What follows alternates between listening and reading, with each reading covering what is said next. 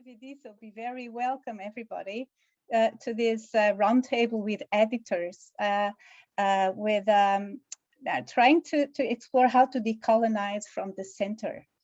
And it is a space for editors to reflect upon their own position in the modes of production of knowledge that, we're all involved in one way or another, in more or less peripheral positions.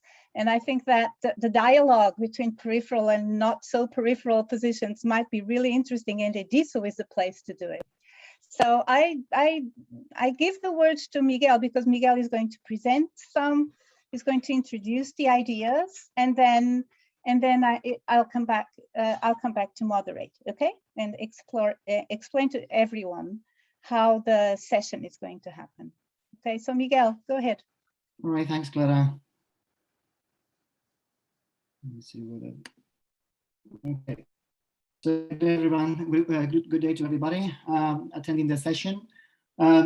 As we were saying before, this roundtable is part of a long-term collective conversation, which involves a number of editorial teams representing the following journals: Language in Society, General Language, Journal of Social Linguistics, Language, Culture and Society, Journal of Linguistic Anthropology, International Journal of the Sociology of Language, and Language Policy. Multilingua and Language and Société could not make it to the roundtable today, but they are also part of this conversation. So these journals have their own specific histories and are associated with different publishing companies. They also have their own editorial directions and a set of distinctive disciplinary concerns that inform what each of them aims to do. But despite the differences, they all share a set of features that are relevant to us. So in addition to being more or less sociolinguistically and linguistically anthropologically oriented, they are linked to publishing companies that are based mostly in Europe and North America and which operate globally while profiting from the academic work that we publish. They tend to publish their contents mostly in English, and they all produce, package, and circulate knowledge about language and communication that is highly valued within long-standing economic hubs and associated academic institutions. So in the framing of this event, these qualities are part of what we refer to as the condition of elephantism.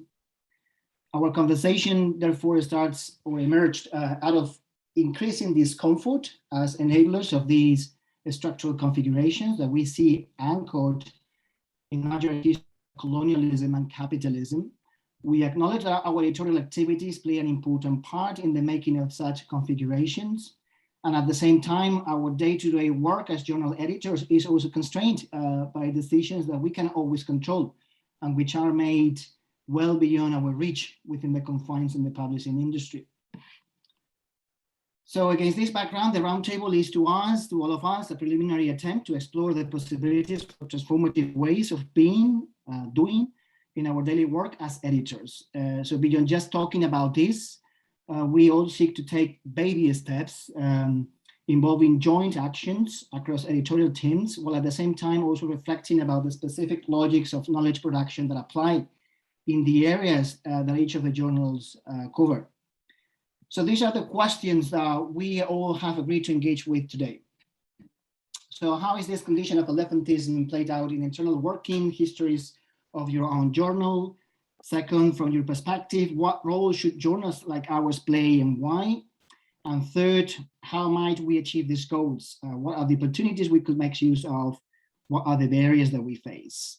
So I'll now just pass the floor back to Clara Keating, our moderator, for today's roundtable. So Clara, is over to you again. Okay, thank you, Miguel. Okay, so we do not have much time. We will have about 1, 2, 3, 4, 7. We will have 7 various interventions of about 5 minutes each. We will start and then 15 minutes, well, we will be given 15 minutes to have some kind of comments from the roundtable, and then we will open the floor to the Ediso, to the whole Ediso Association. Okay, so I don't want to start. I don't want to, get too wrapped up in these instructions. I hope instructions are well organized, 5 minutes for each one of the participants.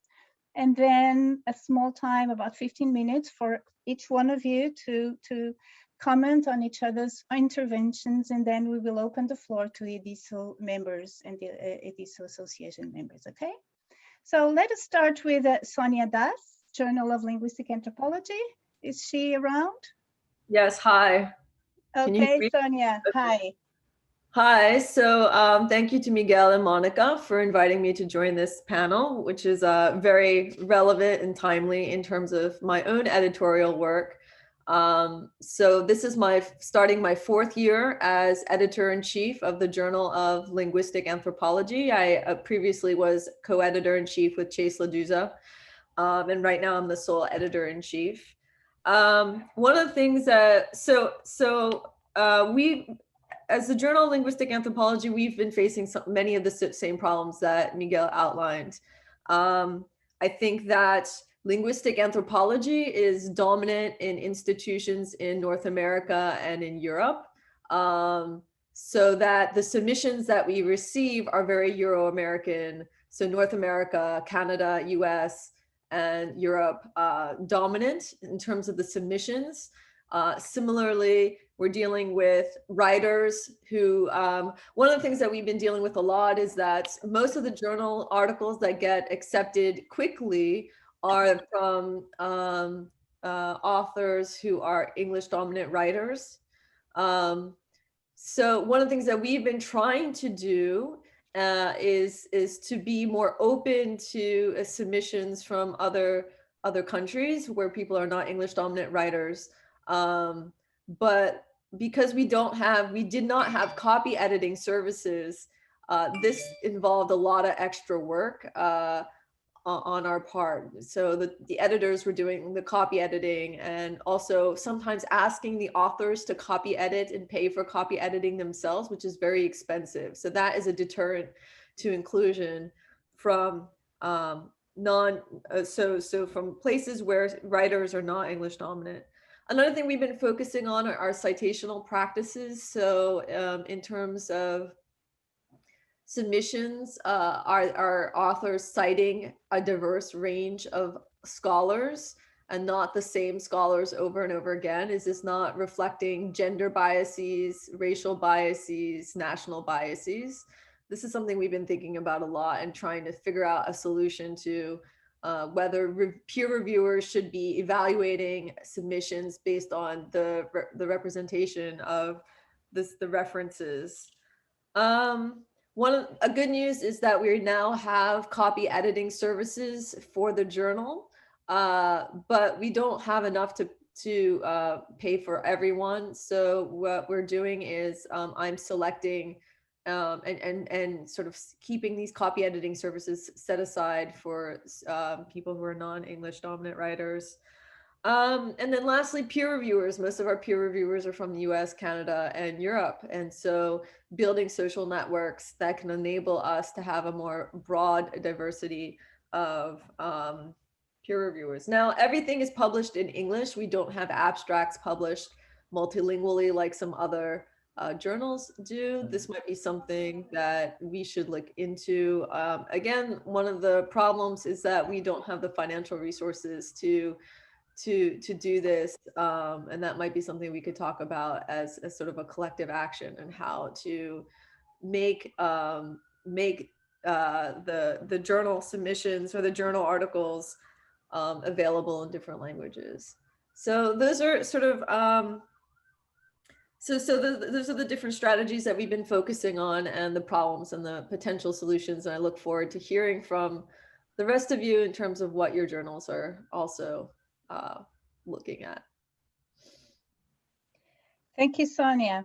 I'll move on to Tommaso Milani from Language in Society, and let's hear. Thank you very much. I realize that I only have 5 minutes, and I will be very brief. My name is Tommaso Milani, and I am in my second year as co-editor of Language in Society together with Susan Ehrlich, and we had a meeting yesterday to discuss what we will be saying today. So what I say now is a reflection of what my discussion with Susan. So as you all know, perhaps language in society is the oldest elephant in the room, quite literally, founded by Del Hymes, and we celebrated this year the 50th issue, the 50th volume. Hymes, already in 1972, wrote in his opening editorial, "It is an aim of the journal to encourage a better balanced development of sociolinguistic research throughout the world." And so the question is, well, did Language in Society really succeed? So I'm not a quantitative researcher, but it's always good to visualize a bit of things. So if we look at this, the location of the submissions from 2010 to 2021, you can see that most submissions come from the US ultimately. But this does not tell us the full story. I mean, you can see, so ultimately the United States, so scholars based in the United States constitute like nearly 30% of the total submissions to the journal. And then all the other countries are actually contributing very, very small portion.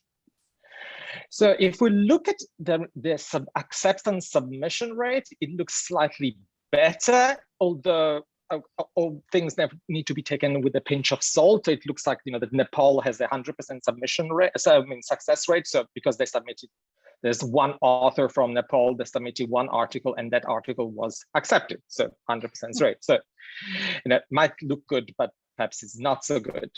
So ultimately, let's have a look at all the accepted submissions. And I have to say, I'm talking about all type of submissions. So articles, reviews, book reviews and book notes. And that's where the issue is. So as you can see, most accepted submissions come from the United States, United Kingdom, and then what is interesting is China. But actually don't get fooled by China here, because actually when I looked more carefully, so all the accepted submissions from China actually are book notes. So I have to say that Language in Society hasn't done particularly well over the last 50 years to expand the geopolitical remit, because ultimately, if we look at all the articles accepted, actually mostly from the United States, United Kingdom, and a breadth of European countries. So we have a lot of work to do. So what are we doing? So as soon as Susan and I took over, we had an expansion of the editorial board to include a variety of scholars from, let's say, a broader geopolitical spectrum.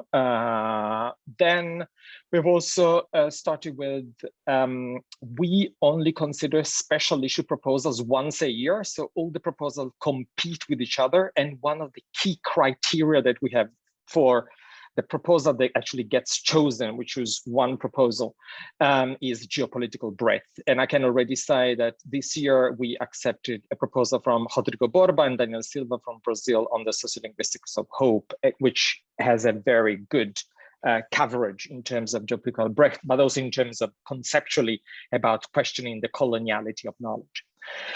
We are discussing about issues of bilingualism and multilingualism, so kind of similar discussion as Sonia just mentioned. However, and this might be kind of interesting for many of you, we have some interesting constraints from CUP. So first of all, structurally, this is not a critique of the previous editors, but when we took over as editors, we had to deal with a lot of, well, backlog insofar as manuscripts accepted in the system. And now we are actually going through these manuscripts. This is nothing to do with the editor, it's something structurally. This is where, for us, it's a symptom of the elephantism of the journal. Everything goes very slowly, which means that Susan and I realized that we couldn't change the journals as fast as we would have wanted to.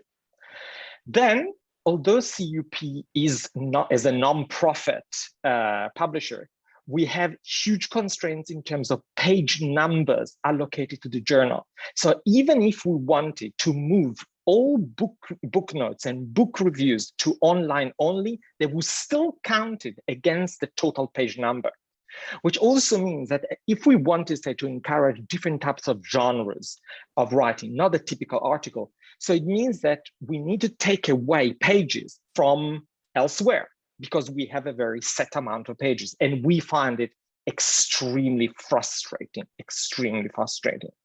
And then to connect to what Sonia also just said, so we are struggling with our own coloniality of knowledge and also the coloniality of knowledge in reviewing practices. Even Susan and I have a huge network of reviewers from a variety of places, and we try to send it not just to reviewers in the US, in Europe, but as reviewers, scholars are still kind of framed, into a specific way of seeing what a good manuscript is.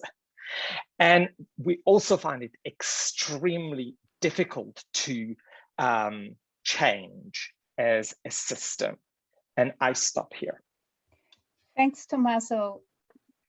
Really interesting issues there. Let us move on to Patricia Vacadano Lopez. Yeah, okay. Yes, hello. Thank you. Good morning. My name is Patricia Vacadano Lopez. I'm one of the editors at the Journal of Language, Culture and Society. Miguel Perez Milans is also an editor, and I'm grateful that of all his work putting this event together, as well as Monica Heller, and thank you, Clara Keating, for moderating. Our journal was started in 2016. The editors include Miguel, as I said, Alfonso del Percho, and Cecile Vigoro, and myself, and as consulting editor Leeway. I'm speaking to you from my home in the city of Berkeley, and I'm faculty at the University of California, Berkeley, a campus that was built on the unceded territory of the Ohlone people. It is for me very important to always mention this fact and to stop erasing the presence and experiences of colonization of Native people. Mm-hmm. Speaking on behalf of the other journal editors of our journal, I just want to say that we met last week to go over the questions that you have posed to us. Now we have three main points that we wanted to share. The first, of course, what has been mentioned already resonates with what we also experience at the journal. But the first point we wanted to comment is concerning that relationship, the tension between long-standing histories and practices of publishing companies and publishing houses, and what editors want to do with the journals in the field. It is very hard to resolve this tension. Publishers still hold those structures, contracts, timelines, and other forms of containment that limit editors' goals and the scope of our journals, as Tommaso Milani was mentioning just now.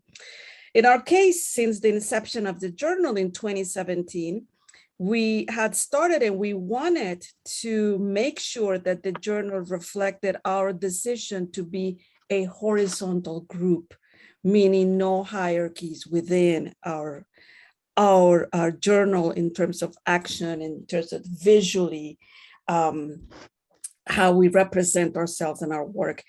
This was nearly impossible at the beginning of the journal. And so it was in a way also a conscious decision, a conscious disruption of these hierarchies in the editorial field. We managed to finally do this in the last few months, but we have been operating as a horizontal group, meaning that all of us have access to all the submissions, and that we rotate in terms of how we help each other assign the different submissions, right? There are, of course, situations that arise from this shared distributed process. And one of them is the workload, because it is having 4 or 5 different editors, like working together almost full time. We had on board Catherine Chen, and she had to step down because of the different also workload before. A second point that I want to try to explain here, because we spent so much time talking about it at our meeting, and was brought up by our dear colleague editor Alfonso del Percho. And that is the point of dissatisfaction, right? And while the change in our approach as a journal that is committed to disrupting colonial processes and hierarchies and established hierarchies, while this change has value in itself, we wonder what makes it so that we are still not satisfied with the product. In other words, there are still our change in method, our modes of operation are becoming more political as a group, and as we project through no hierarchy, as we project to in our journal, we're still not satisfied. We're moving away from discourses of giving voice, discourses of diversifying, which sound paternalistic, but the issues that we're still part of a machinery that engages, for example, blind review processes, judgments of scholarship, and we end up participating in the same potentially and strongly oppressive system simultaneously. And so as we try to understand the point of dissatisfaction, we ask ourselves, is this a wrong-headed kind of thinking? Is this the arrogance or privilege of the academic persisting through processes of paper selection and review? Do our end goals of the product itself change or remain the same? And what exactly is the political transformation that needs to take place? So we are not clear on this yet, and we continue to think about this very, very hard. And the last point is a point that was, I'm here voicing out for Cecile Figueroa. And this is that the reality, the one journal cannot carry on advanced change alone. We need the entire publishing system to change, because the criteria of evaluation remain the same in terms of that, again, the review process and what it means to publish in a journal. The peer review process mediates between us and the journal reader. And relatedly, a question that emerged in our conversation is, do we have control of the criteria valuation from journal readers themselves? And so this is like another layer where change needs to happen. And Miguel added to our conversation last week, and I invite his elaboration in a bit more philosophical. What lies between us and the reader? And what should be the political transformation process that includes that which lies between us and the reader? And I'll stop here. Thank you. Thanks, Patricia. That was really great. Shall we move on to Mia Hiramoto? Yeah, language and gender now. Yeah. Okay, thank you. I'm going to share my slides too. Am I able to do that? I think so. Okay, I think thank so. you. You can share. Yeah. Let's see. Okay, is it on now? Yep. Good, thank you. So I will keep short to the presentation to a lot of things was already mentioned by Sonia, Tommaso, and just now by Patricia. So we share the same sentiment. But first of all, thank you for inviting us to take part in this important roundtable, Monica and Miguel. And thank you for Clara, your moderation. Gender and Language has 3 co-editors, Rodrigo Bober, Kira Ho, and me. Today, I'm just representing agenda, but whatever I say is the voices of 3 of us.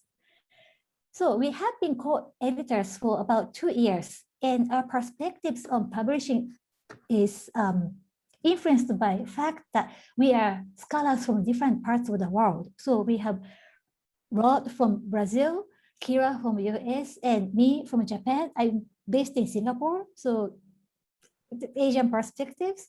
So we have found this international participation to be very rewarding. We thought about the question, the first question that was given to us. So we did notice strong presence of global North-centric tendencies with our journal, which is a reflection of field of language and gender, or language, gender, and sexuality as a whole. We are aware that our predecessors tried, immediately before us, Tommaso and Carmen, they tried to make our journal more inclusive, and we've been working very hard to do what we can do to decolonize academic publishing with strong support by, we have that the organization, International Gender and Language Association. So I just saw Angela Zotaro's name. So like, we have a huge network. So this is actually very useful for our journal. Since we are a specialized journal focusing on language, gender, and sexuality, we've been particularly emphasizing to be more inclusive about geopolitical regions, as well as authors' gender, sexuality orientations. We've been particularly emphasizing now that, including transgender scholars to publish from us, or non-binary scholars to publish from us. Here are some of the things we have been doing. So one of the things we started was writing editorials focusing on promoting works from underrepresented places. Rodrigo Rover is a strong advocate for Global South, so we've been focusing on that. And we have also been, we are lucky that we have 3 of us. Before us, Gender and Language only had 2 editors. With 3 people, we can do a bit more. So we've been stewarding contributors who need extra help on their polishing their papers. So Sonia said that she's been spending a lot of time on copy editing authors' papers. So something like that we do. And we also engage with authors. We have Zoom meetings to improve their papers, try to understand what they want to say and help them with their limited resources. A lot of people do not have libraries and things. So as much as we can, we try. And we've been including language other than English as a abstract. So this, we have a huge network of editorial board members too. So if the author says, oh, I'd like to have it in French, but I'm not very confident with my French, we ask somebody who speaks French as a native language to help us with the translation of the abstract. And nobody has said no so far. And including authors' preferred gender pronouns with their name. If they don't want to do it, they don't have to do it. But nobody has said no so far too, because they, I think, also want to promote gender inclusivity. And including editorial board members who represent different research countries in terms of geopolitical areas, race, gender, and sexuality. And we also plan special issues that are from diverse backgrounds. So for now, we have one planned on East European languages and transgender linguistics and African American women's speech. About question 2. So what can we do to make a change? It's very difficult. This year, we happen to be publishing shorter papers as a part of a celebration of 30th anniversary of the Berkeley Women and Language Conference. So we invited original presenters at the conference to contribute their reflection papers. And in addition to that, we invited scholars who can represent underrepresented communities, especially compared to the time of the actual Berkeley Women and Language Conference 30 years ago. So we've been asking these scholars to discuss important developments in the field. And we hope this can be some, an example of how to approach inclusivity in the journal publications. Now, the last question, this is a difficult one. So we can invite papers on marginalized language topic people as such, but there are many reasons for scholars outside of global north face the writing research papers, and we have to maintain the quality of the publication too. So something like this, I wonder if we can come up with some kind of solution or suggestions for solution to decolonize academic publishing practice. So that was from us. Thank you very much. Thank you, Mia. Thank you very much. Let's move on to Virginia Unamuno, International Journal of the Sociology of Language. I can't see you. Oh, there you are. Okay. Hola, bueno, gracias. Voy a hablar en español y Pues si bueno. hay problemas de comprensión, después podemos discutir o quizás Miguel o alguien me ayuda con el tema de traducir cuestiones puntuales. Respecto a lo que voy a contar, es algo que discutimos, hace poco se publicó un número especial justamente centrado en el debate respecto hacia dónde la revista, una revista que, como se mencionó antes, también nace en 1974, es decir, que tiene muchísimos años, y fue fundada por Fishman justamente para dar lugar a estudios que no fueran los conocidos, ¿no? Es decir, el programa de la revista era dar espacio a los estudios sobre lenguas y situaciones sociolingüísticas ajenas desconocidas al menos por los centros más hegemónicos, ¿no? Digamos, esta fue la agenda inicial y original, por lo cual tenía este reto de mostrar espacios no documentados, lenguas no documentadas, situaciones diferentes, desconocidas, ¿no? Entonces un poco marca esta trayectoria, pero que no quiere decir que esto tenga que ver con los procesos de decolonialidad o de colonización, porque muchas veces lo que sucede y sucedía y sucedió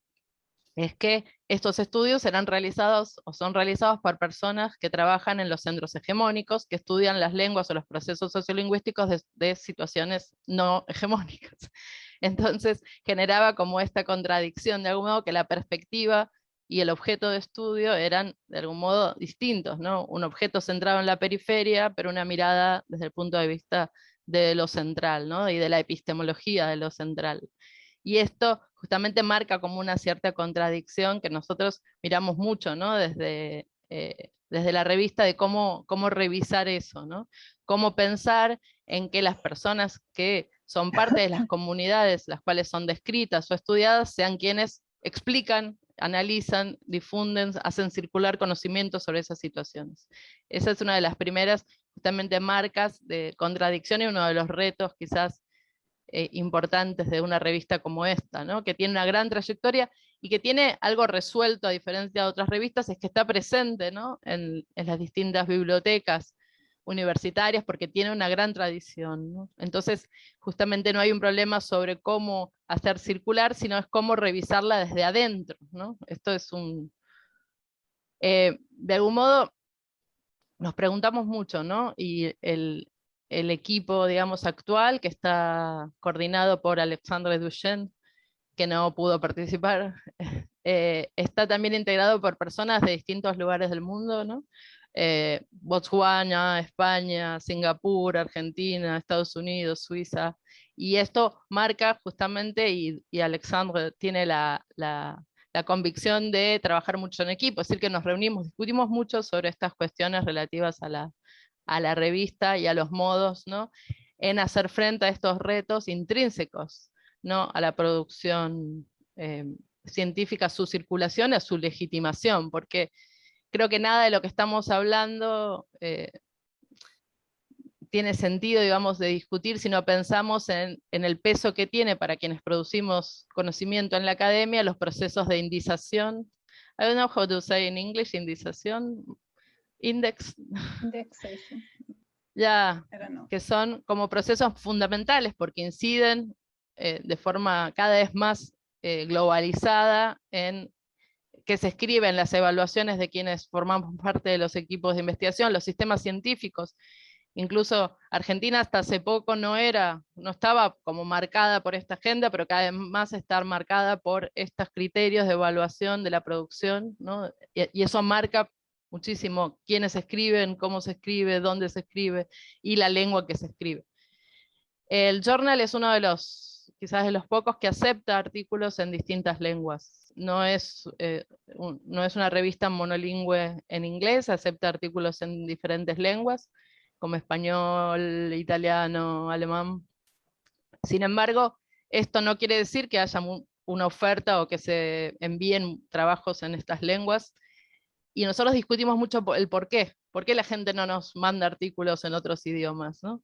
Y el problema no tiene que ver con las políticas de escritura, no necesariamente con el multilingüismo que ofrece la revista, sino con el problema del monolingüismo de quien lee las revistas, ¿no? Es decir, los investigadores que podrían escribir en otros idiomas, ¿sí? Quieren buscar en la revista como un espacio de discusión con la producción hegemónica de alguna manera de conocimiento, ¿no? Porque aquí la veo a Virginia Zavala, y de esto hemos hablado mucho con Virginia, de que muchas veces escribimos en otro idioma para discutir con otras personas, pero cuando escribimos en inglés queremos discutir, o queremos presentar resultados, o queremos hacer circular conocimientos, procesos, métodos, ¿sí? Con que nos lean ciertas personas ubicadas justamente en los centros donde se define la agenda, ¿no? del mainstream, y esa lengua es el inglés, y no hay, digamos. Entonces, el tema no está tanto en las políticas de escritura, sino en las políticas de lectura, ¿no? Quienes leen en otros idiomas que no sea el inglés este tipo de publicaciones, ¿no? Y eso es relevante respecto a los modos y al reto, ¿no? Que implica que más allá de lo formal, ¿no? de abrir la revista a otras lenguas, es, bueno, si la abrimos, ¿quién va a leer en otras lenguas, ¿no? Esto me parece que es... Y el otro punto que nos parece que es importante, está ligado con esto, es que la escritura no es tanto el hecho relacionado con la lengua en que se escribe, sino en los modos de escribir. Y esto fue otro de los grandes debates del equipo editorial respecto a los modos, al canon, digamos, de escritura académica que no está siendo interpelada, y cuando lo es interpelada, quienes revisan los artículos, las personas que hacen de revisores o revisoras, son personas que también han sido formadas desde el punto de vista de una escritura canónica, por lo cual las devoluciones que tenemos no se adecúan a los formatos de escritura académica, ¿sí? Entonces es complejo porque estas formas de escribir, ¿no? Son pautadas, y no son pautadas a partir de un modo muy poco discutible, ¿no? Que se centra especialmente en resultados y no en los procesos de investigación. Se centra ¿no? Y entonces deja de lado como cosas muy interesantes que podrían contribuir a la producción teórica, ¿no? Y evita justamente o margina, y esto es como algo que es complejo de discutir desde el punto de vista de las tradiciones, ¿no? Que hablábamos esto del elefantismo. El otro tema es quizás de qué manera, y discutimos mucho sobre cuál es la agenda, ¿no? O las agendas de investigación. Y en este sentido, de qué forma podemos discutir la agenda, ¿no? Hay como un problema, digamos, podría pensar así, en que la agenda está impuesta, ¿no? De algún modo por este mainstream. Entonces quienes investigan en otros lados terminan investigando sobre los temas que proponen otros, y que no responden necesariamente ni a las urgencias, ni a las epistemologías, ni a las demandas de los lugares donde las personas escriben. Entonces termina siendo algo forzado, ¿sí? Algo forzado porque es trasladar un concepto o conceptos o perspectivas que han sido producidas en un contexto histórico, político, económico particular a otros lugares, y eso produce algo que termina siendo que no funciona, ¿sí?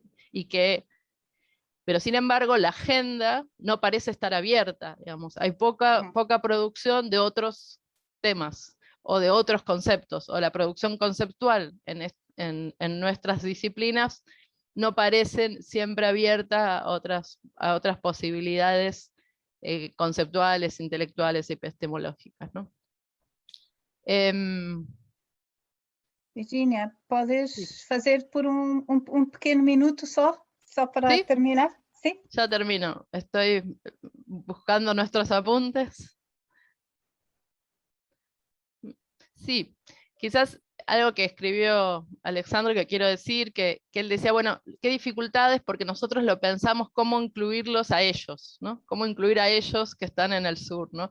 Y que me gustó esta idea de esta idea de las políticas, ¿no? De inclusión, ¿no? Como esta idea de cuáles son qué políticas vamos a tener y el riesgo que podemos tener a que sea absolutamente superficial, sea políticamente correcto. Entonces, ¿cuántas mujeres, cuánta gente africana, cuánta gente sudamericana integramos en el board? No sé, digo, pero simplemente superficial para cumplir, ¿no? con la cuota, ¿no? Que se dice en Argentina, como la ley de cupos, ¿no? Sin que eso implique la transformación. Por eso el debate, y eso nos lo preguntamos mucho en el equipo editorial coordinado por Alexandre, de qué manera no sea algo simplemente políticamente correcto, sino realmente transformador, ¿no? Y ese es uno de los retos.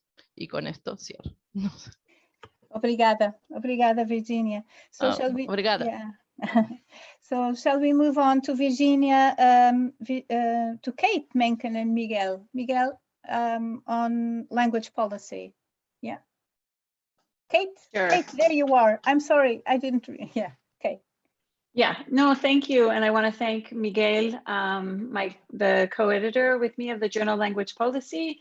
Also Monica for organizing today's session, and to you, Clara, for moderating. And joining Patricia, I'd like to also acknowledge that I'm a professor at the City University of New York. And I'd like to acknowledge that CUNY is located in ancestral Lenape homelands. So with Miguel, who's about to speak, there are many areas of, we just want to, I also just want to thank you for this opportunity for some collective reckoning, right? Because there are many areas where, since we've come into the position of editors-in-chief of the journal, where we've noticed gatekeeping dynamics at play in our day-to-day work as editors of language policy. But for this discussion, for this first discussion about our steps to, really to call ourselves out, we'd like to focus on three main strands. One is concerned with editorial board membership and what that entails. Another with issues of epistemic focus in language planning and policy research.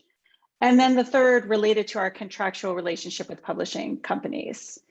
And on the topic of editorial board membership, we're concerned with what we see as a kind of common practice of becoming an editorial board member, which is really in recognition of a scholar's past contributions to the field. And the concern is that this may have led to a concentration of senior researchers working in a narrow set of higher education institutions in specific geopolitical regions.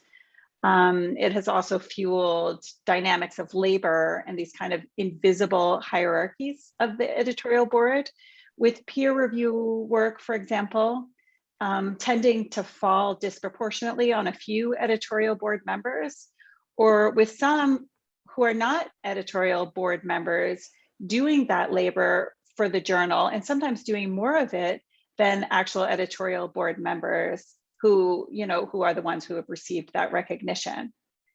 And as co-editors, we believe there is a lot of dismantling work to be done around this, but there's work that can be done in sort of reimagining editorial board membership in accordance with principles regarding service, honoring deadlines, actively engaging with journal authors to, really to thereby generate some new dynamics and expectations.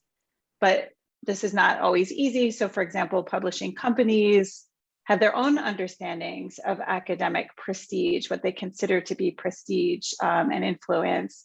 And that impacts who they think is shaping the field and therefore would deserve a seat at the editorial table. So I'll turn to Miguel. Yeah, I mean, thanks, Kate, regarding the second sort of theme, the epistemic focus in language policy, LPP, language policy and planning research, we're just grappling with the contradictions that come with the very histories, right, of LPP as a research professional area.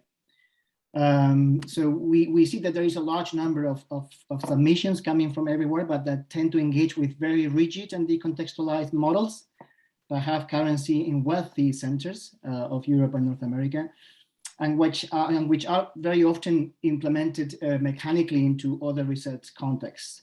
And this even happens with ethnographic research or approaches, which in language policy and research at least, tend to be very quickly accommodated into ready-made models and highly influential metaphors that are not always very conducive to dismantle this implementation tendency that we observe in our journal. So we wonder, I mean, do authors expect that they need to engage with these powerful models and scholars in order to get published in language policy journal? We also wonder about how this connects with the very origins of LPP, language policy and planning, as a scientific rational activity that made it possible for American and European experts in the 50s and 60s to present particular models of language and society as neutral templates that could be used in the sociolinguistic ordering of newly decolonized countries back then. And so at the moment, we try to address these on a case-by-case basis when engaging with authors throughout the review process, which is important. But there is also work that we can also do in redefining the very guidelines for submission of manuscripts that our websites often portray, because some of them are very much driven by implementational views of authoritative scientific models. Now, this is difficult in the case of language policy because in this journal, language policy journal, the epistemological scope is quite large. So many authors are indeed invested in the idea of a replication of ready-made models because their own legitimacy within their own institutions and national systems of research assessment is very much linked to these paradigms. Now, in the last point, which is the contractual relationship with our publishers, which is the other point that Kate advanced, we would think that we should push for these companies to commit to greater accountability in terms of sharing information with us editors about access to the journals, the strategic decisions and logics of metrics, which we could then share and circulate among us for further collective actions. And at one point in previous conversations within this consortium, we talked about, I mean, is it possible to work towards publishing the dirty laundry of our journals? And what is it that needs to be done so as for us to get there? We think that we need to know more about the inner workings of our publishers in order to be able to envision further collective actions. And in this group, I think there are hierarchies as well. I mean, I think the different editorial teams have different contractual relationships. Sometimes some of the teams may have very, very little access to what is going on in the journals. Now, this is not just blaming or displacing. I think it's also about thinking about ourselves. I mean, how do we think about us as editors? I mean, how do we think about, is that just doing the academic work and then we don't get into the nitty-gritty of what it means to talk to these people in these publishing companies who are not academics? Yeah, I'm gonna leave it there, thanks. Thanks, Miguel. Thanks, Kate. Very good, very interesting. I'd like to move on to Monica Heller now. She's going to talk on behalf of the Journal of Social Linguistics. Thank you, Clara. Yes, so this, what I have to say, comes from actually years of conversation with my predecessors, Nick Kaplan and Ellen Bell, and the associate editors I worked with at the time, and the associate editors that I work with now, and Maria Rosa Guerrero Sala, who I think is here, who is our book reviews editor. So I want to sort of organize what I have to say in two separate parts, which echo what a lot of you have said already. So one has to do with the kind of the the baby steps, or what is within the realm of the possibility of what we can do, given how we're positioned within a particular space, and the other has to do with the kinds of larger issues of the constraints that we encounter. Within the sort of larger question, I think in many ways we operated as editors with across two different markets, which actually, in my experience, work very, very differently. One of which is the academic, scholarly market, where certain things are valued.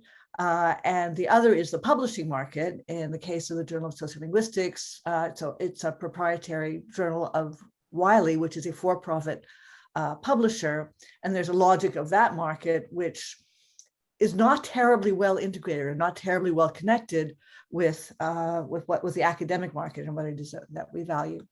So I've been thinking about these kinds of issues for a long time, including as a member of the American Anthropological Association's Commission and Committee on World Anthropologies. And so a lot of these things that I've sort of thought about, I want to acknowledge, some of those I've stolen directly from that particular space.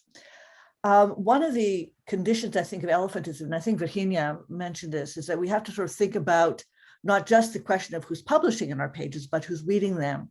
And it has seemed to me that the low-hanging fruit, in some sense, is to destabilize what counts as the frame of reference of the dominant English-speaking Anglo world. It's often thought of as North Atlantic. I think actually is probably a little bit worse than that. If I looked at Tommaso's stats correctly, we're actually talking about the UK, the US, Canada, Australia, and New Zealand. And then we start talking about Western Europe. So if we start with the notion of that's who our readership is, the question is, okay, how do we destabilize that world and remind people that, you know what, there's a lot of stuff going on out there that you don't know about. And sometimes you don't know about it because you don't have to read it and you don't have to cite it, and it's not important in the scholarly market that we work in for grant proposals, for jobs, for tenure, for the rest of it. And sometimes it's because we don't know, because we don't speak the languages and we don't have access. So one of the first things that we did do now quite a long time ago was to start with abstracts in languages other than English. And this is an idea I stole directly from the AAA. The first response was, you know, nobody cares. People, precisely for reasons that Virginia mentioned, for example, want to engage with English-speaking scholars. So look, you know, let's try it. Let's see what happens. And in fact, it's wildly popular. The technical problems turn out to be very simple. You just say, you're responsible for the content, you're responsible for the copy editing. We can't do that, but we're going to make it possible for you to do that. And for the Journal of Sociolinguistics, it's extremely rare now to publish an article that has an abstract only in English. And the other abstracts are in a hugely wide variety of languages. We run up immediately there against the constraints. As soon as a format changes, the production end of things doesn't know how to handle the double abstract. The background is supposed to be gray, but it's not. It's gray for English and it's white for the other one. So there's always a kind of a monolingual default in the business end of things, which any kind of disruption brings out, but in ways that I find useful, right? That's how we learn what those constraints are. The next things that we decided to do when I came on as editor-in-chief, and we started this right away actually with Maria Rosa in the book review essay section, to say, you know what, one of the things that we can do is to make sure that literature that's published in languages other than English get a review in English, a review essay in English in the pages of the journal. That requires work on Maria Rosa's part, on our part. The team is involved in doing that. In the English language world, it's you just sit there and the stuff comes to you. The publishers send you the books or they send you the announcement. For anything published in any other language, you have to do the work to find out what's out there that you want to bring to the attention. And then you have to find somebody who can read the language and then write the book review in English. But that doesn't turn out to be that difficult. And the idea is that you are signaling that there are literatures that we need to be aware of. And then finally, we ended up organizing ourselves to do an initiative. We used a rubric called the theme series on decentering the Anglosphere, where we are commissioning various kinds of formats in which work that's not accessible to English speakers or not easily accessible to English speakers gets discussed in ways which point to its relevance for the field of sociolinguistics at large. So Joan Pujola, I think, who's here, published a wonderful article on Valencian sociolinguistics. We just published an article by Ibtisam Chachou on Maghrebian sociolinguistics. There'll be one coming out in the next issue on Indian sociolinguistics, as well as various other formats. So these are the, I think, Miguel referred to the term of baby steps, the things that we can do relatively easily, even though it's a little bit disturbing to the frame in which we work. The bigger question does have to do with the workings of the market that we're in. So on the one hand, I was interested in Tommaso's point that you've got page limitations. Wiley now says we're not publishing in paper anymore. Frankly, we would like you to publish every last thing that you get, right? Whether you think it's good or not, we want it all out there because that's more downloads and that's great for us. And so we have a very different kind of institutional pressure to publish everything. We're also under pressure to conform to their concerns to be visible to the various kinds of indexing machines, search engine machines that make their product usable and valuable on that market, which requires conforming to a logic which is not the logic of how we value things. One of the things that I've noticed is that we always get a report on which are the pieces of text that are the entities that are downloaded the most frequently. Needless to say, anything that somebody has paid for to be open access is like way up there, but that requires payment. And the other has to do, as far as I can make out, with things that have interesting titles, but which never correspond to what we as a team would say were the best articles that we published in any given year. So there's a bridge there that requires some discussion. So I just want to end, by saying that I find it incredibly useful to have this conversation broadly.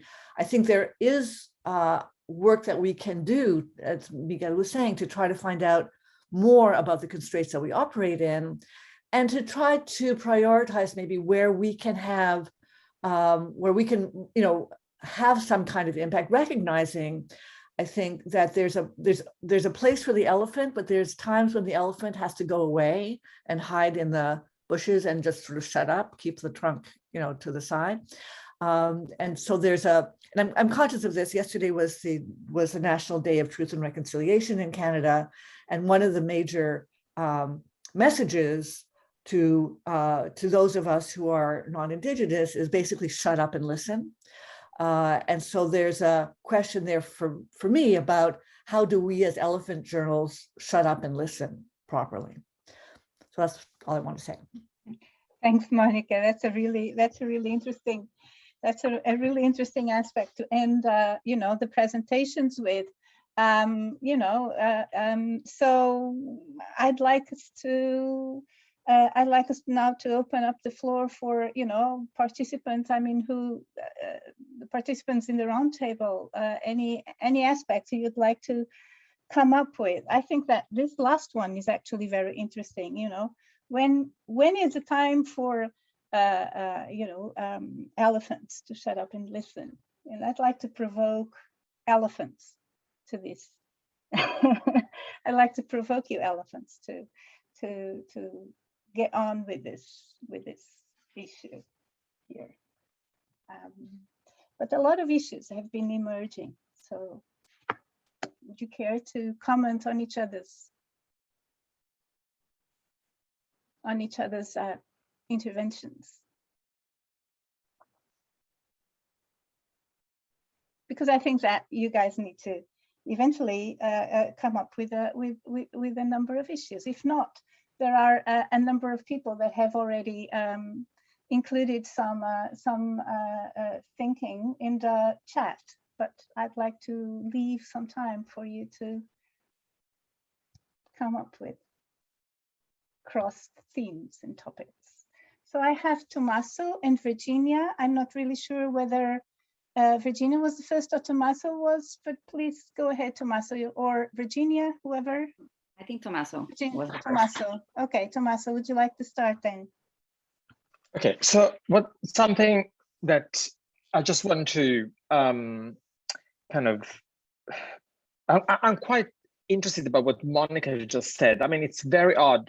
I mean, not odd, but it's very interesting that CUP is still very much stuck into the page numbers thing, which ultimately blocks us because we cannot make any changes unless we now start saying, okay, we publish much fewer kind of more traditional articles and we instead give more space to other genres. So because ultimately they say, you have these pages, this is the max amount of words and that's it. Whereas Journal of Sociolinguistics and so Wiley instead is like, oh, publish as much as you can, we don't care. And what we care instead is altmetric, is our downloads, which the CUP doesn't really care very much.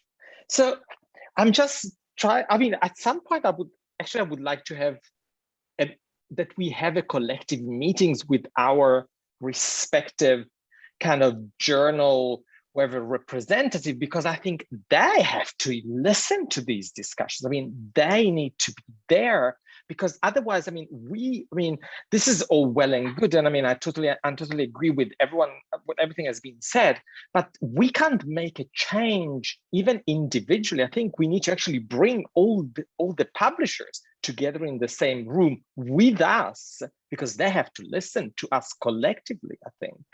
Before, of course, we shut up and we just listen to what other sociolinguists want. But, I still believe that we still have to bring the publishers in the same room. Thank you, Tommaso. Virginia, would you like to? Yes. Virginia is the next one.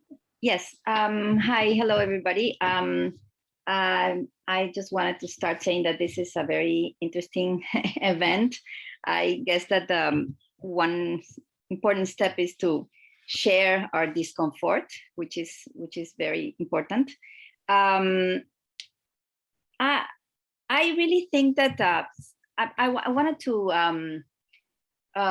quote what Virginia Unamuno was saying about these políticas de lectura. I think there's a difference between like who we publish and also who gets read, right? So there's an important things that we have to do in terms of publishing more people outside the mainstream world, right? And getting to new audiences and having more international journals, right?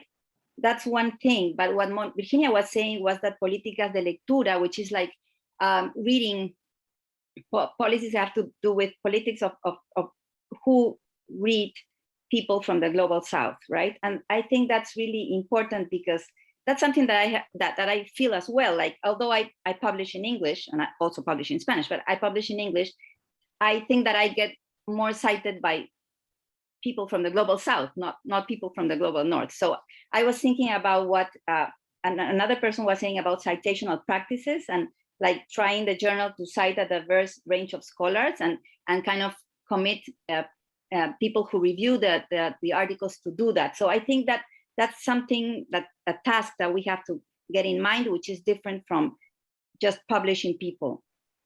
And I guess that it's also important not only to kind of diversify editorial boards, but also associate editors. I'm going to be taking I'm going to be the editor-in-chief of the Journal of Sociolinguistics after Monica Heller is stepping down at the end of the year. And we're making important efforts to build a team. We're going to have 5 associate editors, which is a lot. And we're trying to have associate editors who are non-native speakers of English and who are located in the Global South, not only who study, from the Global North, topics from the Global South, but who are, that's something that Virginia was also saying, located, based in the Global South. And I think that's something, I mean, these are baby steps, like Miguel was saying, right? But we can accumulate kind of baby steps. And I think that's also important. So not only editorial boards, but also associate editors who can get new networks, get more academics to, from other places to publish in the journal and get more and more an international journal. That's one of the aims as well for the Journal of Sociolinguistics. Anyway, I'm gonna stop now and Thank you, Virginia. There are 2 more people, and there are a couple of interventions here from people from Vacadano, who says, Virginia mentioned a very important point. How do we question the research agendas? This is a lot more difficult to do than enlarging editorial boards and peer review boards. Also the politics of readership in our fields, which is exactly what you were talking about, Virginia. And then Vivienne Rezende also talks about, besides the question of research agendas, there is the need to decolonize theories and methods, to transplant theories and methods from the global north to objects of the south, certainly does not provoke the necessary dislocations. On readership, I think we need to include a reflection about the need of the North to recognize the native production, theoretical production of the South, besides the rhetorics, okay? So there's another issue there, which is, I think that Virginia Unamuno was also talking about, and Miguel on the epistemologies. There are 2 other more people wanting to intervene. One is Alfonso, and the other one is Joan Pujolar. I don't know which one started first, but maybe Alfonso, you can start. No, I think Joan is first. Oh, Joan, okay, sorry, I didn't realize which one was. Okay, thank you. I didn't really know.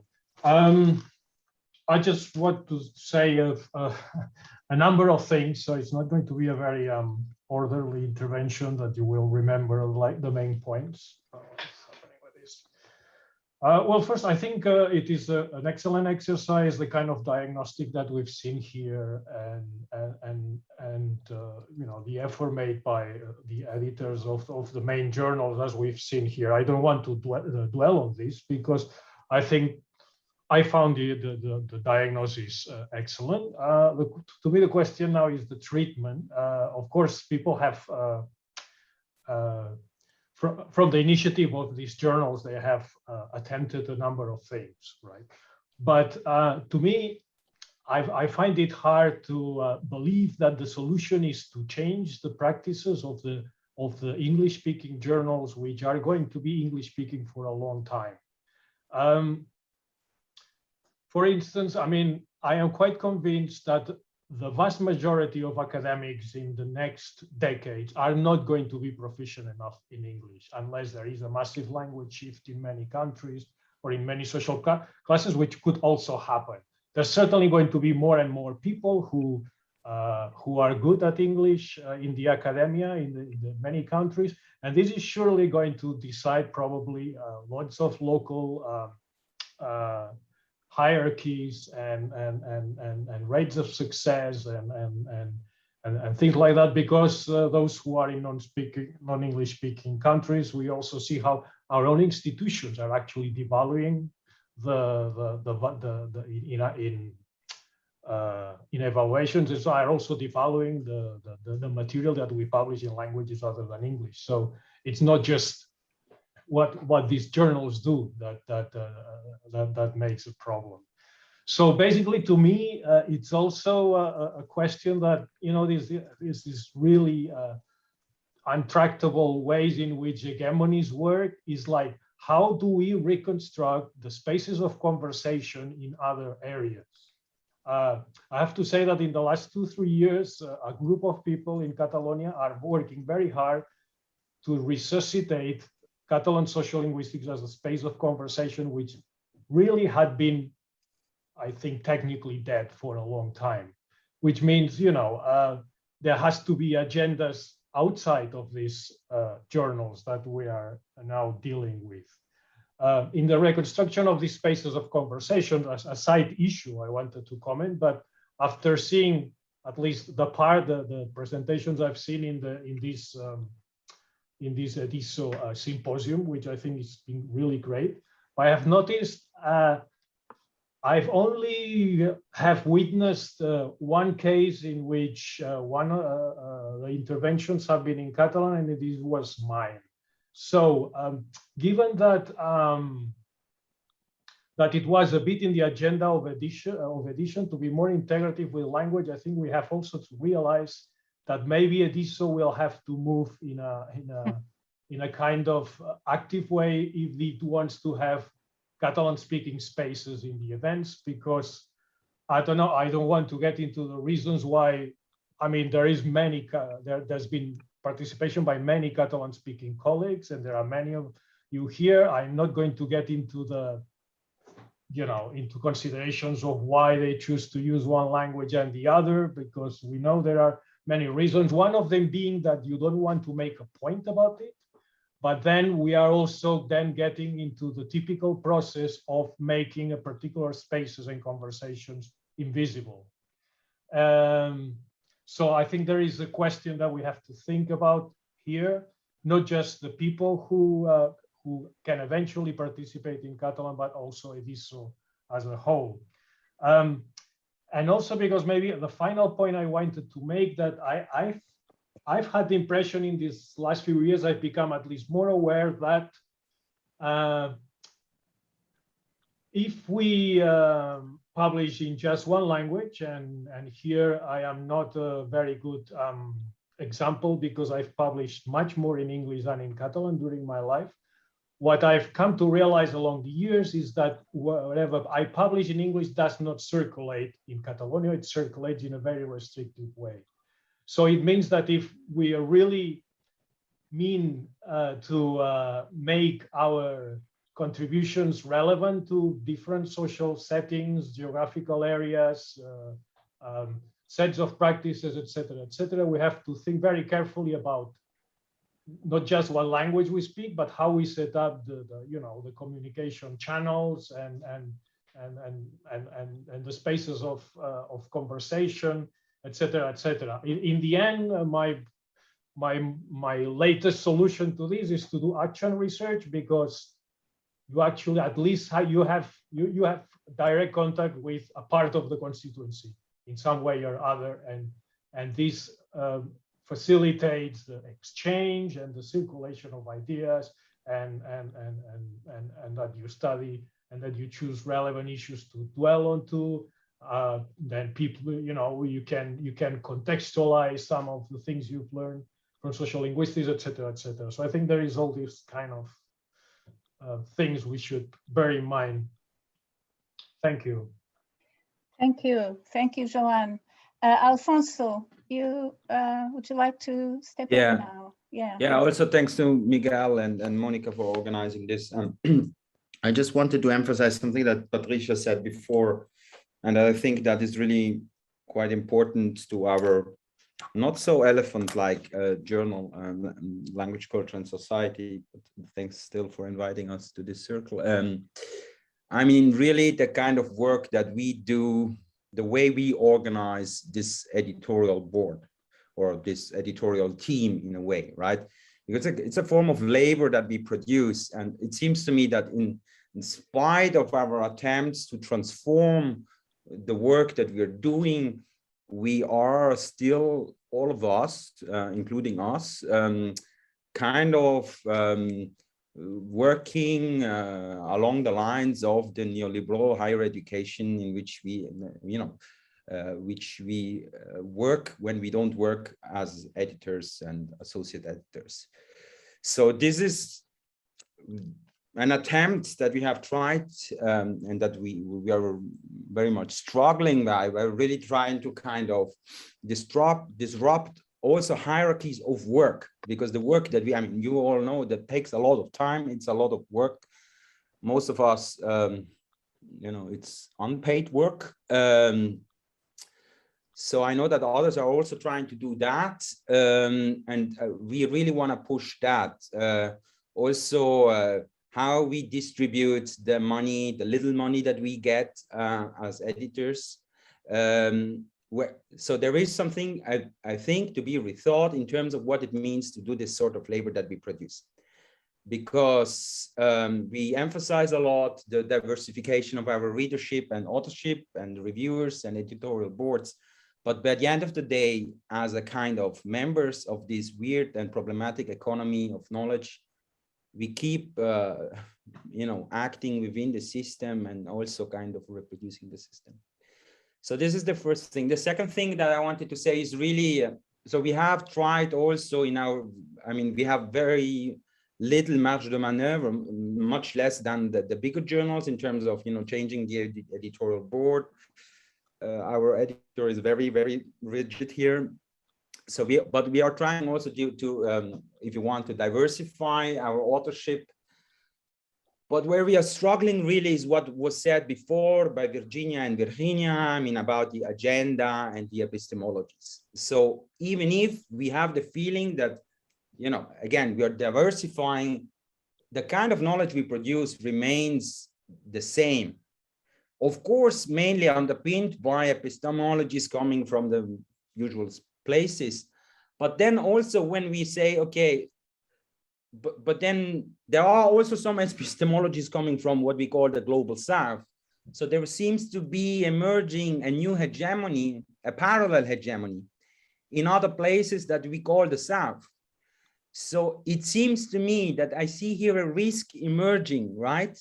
Also from the conversation that we are having here, that, okay, look, we have the global South, we have these 3-4 theories, epistemologies. We are done. We are rebalanced the thing. And I wonder whether we are reproducing the problem, right? Just a little thing. So we were discussing about what is actually our agenda or what. And so we were thinking, okay, we were agreeing among us about the idea that we want to be a politicized journal, right? But then who defines what political is? What is political? Then, of course, it's not us white guys from the UK defining it. Problematic. But if we kind of make an inventarium of the kind of what is the political thing, we keep having the feeling that it's always the 3-4 kind of geopolitical spaces, both in the North and in the South, where the idea of what counts as political comes from. So we are really struggling of kind of disrupting this hegemony of what counts as the agenda, right? Even if we are kind of multiplying. So there, Patricia was mentioning dissatisfaction. So I'm very dissatisfied because I try to buy into the baby step thing, but it's not working, right? So yeah, I see these risks and I'm not sure that, we have a lot of work to do.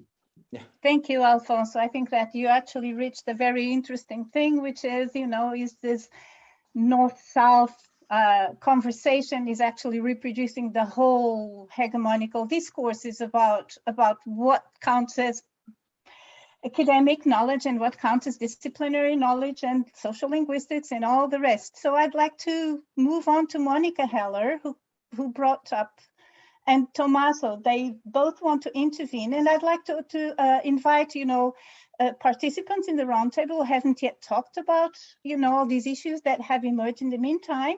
And because we have very little time, anyone that I'd like to participate, please do now. Okay, Monica, go ahead. Thank you. I'll be very brief. The piece that I want to pick up from Alfonso's comments is about the labor conditions. And I just want to raise the issue of a way in which certainly in North America, this entire edifice has been historically based on partnership, sometimes tacit, between publishers and our direct employers, usually universities. And that partnership has been breaking down certainly in North America insofar as the value that we used to be seen as bringing to the university as editors of journals or as presidents of scholarly associations are no longer valued or are much less valued. The kinds of resources we used to be able to count on universities providing are no longer available insofar as this labor is not counted as labor directly for the employer. That's obviously not true. I could use a stronger word insofar as universities still rely on our labor for decisions about whom to hire, for example, or how to give tenure. But on the other hand, they don't want to recognize it as something that they ought to pay for. So the bottom line of how much unpaid labor this can, the structure can count on, where the resources are going to come from, has, I think, certainly in North America, come to a crisis point. Thanks, Monica. Tommaso, you wanted to say something? I think since we don't have a lot of time, I'd rather hear the questions and or comments from the audience. Okay, thank you, Tommaso. So anyone would like to intervene then? Because now we have about 10 minutes and I think there's still time and there's a lot to say, so please.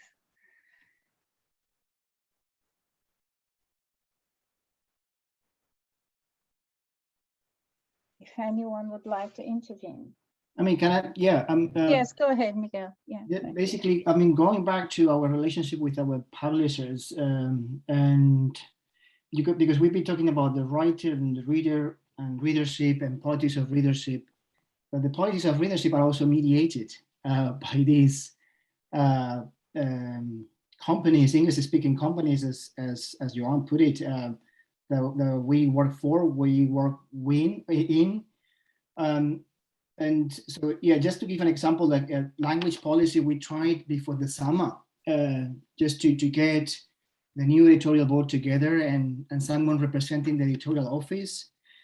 And there was this part of the meeting in which the editorial office was basically sharing statistics about access and it was interesting for me, at least. But I mean, Kate and I have been talking about this. It's just how the interaction went and what that tells us about the little communication, that the very compartmentalized work that has been there. So at one point, the representative of the office of the publishing company got to talk about open access and how the journal was trying to reach to other areas and other readers to open access, and of course members of the editorial board really jumped and they had a lot of questions. And I think the person representing the office was completely overwhelmed with the number of questions and interrogation about what open access is doing, the new hierarchies that we all know this is creating. But it's the fact that none of us, at least, we didn't expect that to be happening, and because, you know, there's these traditions of very little dialogue, or when there is dialogue, it's very mechanized. Now, the mediating part also counts, because once you get to talk to them about open access, then you learn that once you dig in a little bit, but just a little bit, because we know very little, you get to know that actually open access plays a key role in boosting this journal's impact factor, and also concentrating readings among certain authors. So here we are going back to the issue of all this readership is mediated because open access goes back to the same people from the same institutions.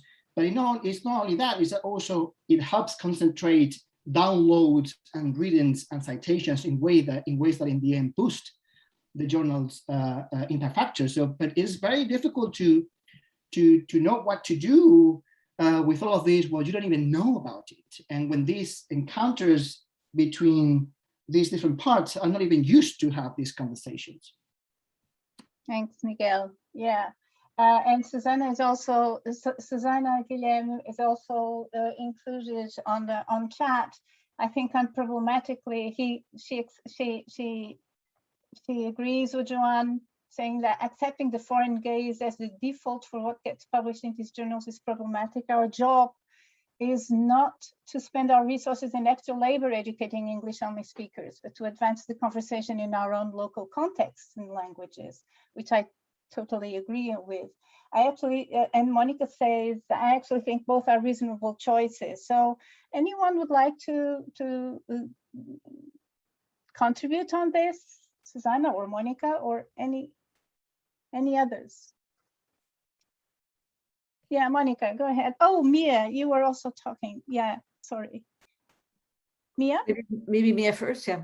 Yeah, maybe Mia first. Okay, Yes, just very quickly. So I'm following up on what Miguel was talking about. Everybody's talking about the involvement, our relationship with our publishers. So Gender and Language is our publisher is Equinox, and they're not very friendly. So we have to. I mean, it's very difficult to deal with the publisher, and one thing that we want them to do is to make the papers available to people who are from the global south. And if any of you have any idea to approach publishers to make them want to make some of the resources available for people who don't have libraries, or this is entirely like impossible. Yeah. Thank you. Yeah. Thank you, Mia. Yeah, that's a really important thing. Virginia, Monica, sorry, either Monica or Virginia. Monica? Monica first. Yeah. So just very, very briefly on sort of the issue of, where do we invest our time and energy? So I think it is actually important to invest time and energy in spaces which have nothing to do with the Anglophone world. And it's a question of whether we want to do that and not the other, or both. I found that's something I've struggled with my entire career, trying to do both. But I do find that because I live in a world that's dominated by English, even though most of my intellectual life is in French, and there are issues in Canada about the relationship between those two. It has become important for me to at least be able to say to the English-speaking world, there's stuff you don't know. So don't make generalized universal statements based on stuff you don't know about. Now that's something that motivates me. I'm not asking it to motivate everybody else. Thanks, Monica. Yeah, Virginia?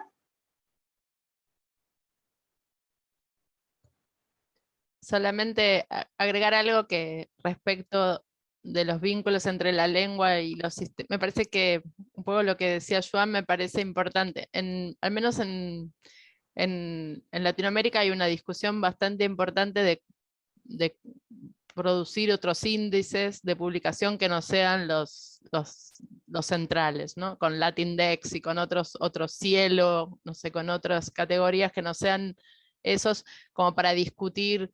El problema es la escisión, un poco que genera también entre las publicaciones que circulan por un lado y por el otro, y la falta de lugares de encuentro. Me parece que eso es donde deberíamos quizás pensar si son las revistas, si las revistas son esos lugares, o como decía Joan, quizás otros, pero en qué momento se encuentran, porque cada vez más se produce una escisión, ¿no?, entre un tipo de producción que se produce, por ejemplo, en Latinoamérica, y lo que se produce en otro lado, pero no se leen. Entonces, al no leerse, de algún modo no se ponen en discusión estas cuestiones que quizás son interesantes respecto a las teorías, las epistemologías, las cuestiones, ¿no?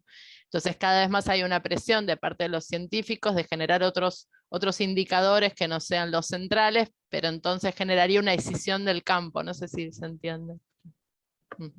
Gracias, Virginia. Sí. It's about 4:30 already. I'm not sure whether we can continue to have this really interesting conversation. I mean, this is just a very, very, very slight tip of the iceberg, right? And I'd like to move on and give the words to Monica so that we can actually wrap up. Oh, there are couple of chats here. Maita says open access has become a way of siphoning public money to private endeavors. Researchers apply for public grants to do research, and then public universities pay again to publishers for the same work. So there's all these issues of these academic, that you either want to spend your time and energy to solve them, in a way, or you try to find ways and spaces and alternative spaces and counter-hegemonical spaces where you can actually do your work and find that your work is relevant. I mean, this is my own very basic and very negativist understanding of all these issues. I'd like to move, it's 4:30. We need to start wrapping all this up, right, Miguel? And I'd like to give the words to Monica to just wrap it all up and give her 2 minutes for that. Thank you. Thanks. Mainly, I want to thank Ediso for giving us this possibility. I can't hear you. Oh, okay. Can you hear me now? Yeah, yeah. Okay. So I really want to thank Ediso for giving us this possibility. We've been trying to have a conversation together for 2 years. And I think, you know, I certainly have learned a lot. We're going to have to, you know, think about where we want to take it from here. I would want to invite anybody who is here who wants to continue the conversation to let Miguel and me know. Kate has pointed out that it's probably useful to make an inventory of low-hanging fruit that we've collected here today. And I think it's a useful thing that we can go forward and do. Ingrid Pillar, who couldn't join us, has invited us, and I would extend the invitation to others who may want to join us to publish some of this in her blog, Language on the Move, which has a very wide readership. And so that, you know, I think the next practical step will be to see whether, you know, who would like to contribute a brief text that summarizes some of these reflections and maybe some of the low-hanging fruit. And then there are other, I think, important ideas that have come up, like sitting down at the table with our publishers and possibly our employers, but certainly with our publishers, to try to have a collective discussion about what the resources are that are necessary. And the thinking is it's necessary. What are the practical